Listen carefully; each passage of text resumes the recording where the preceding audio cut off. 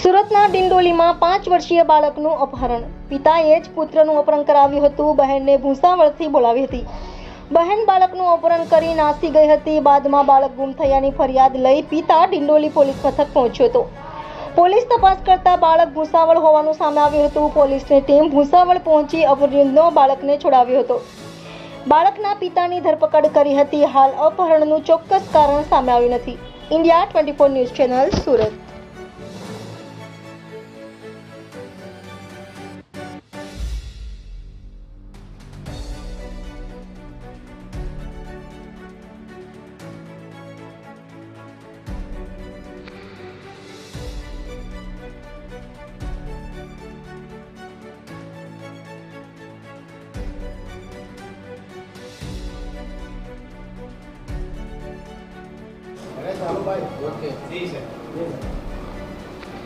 ગઈ તારીખ 6 જુલાઈ 2024ના રોજ જિજ્ઞાનગર ડિંડોલી પાસેથી તારાચંદ ઉત્તમ પાટીલના એક 6 વર્ષના બાળકનું કિડનેપ થયો હતો. 6 તારીખે આ બાળક ગુમ થતા એના પિતાજીએ 7 તારીખે પોલીસને ઇન્ફોર્મ કર્યા હતા.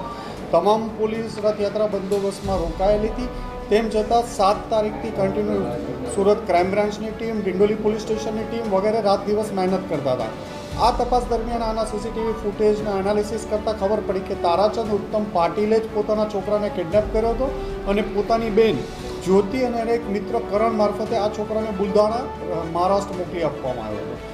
ગઈ મોડી રાત્રે આજ વહેલી સવારે 3 વાગે સુરત ક્રાઇમ બ્રાન્ચની ટીમ અને ડિંડોલી પોલીસની ટીમે એને નંદુરબાર પાસેથી ચાલુ ટ્રેનમાંથી છોકરાને આઈડેન્ટિફાઈ કરી અને બાળક અને એની સાથે કિડનેપિંગ કરણને બંનેને પકડી પાડવામાં આવ્યા હતા.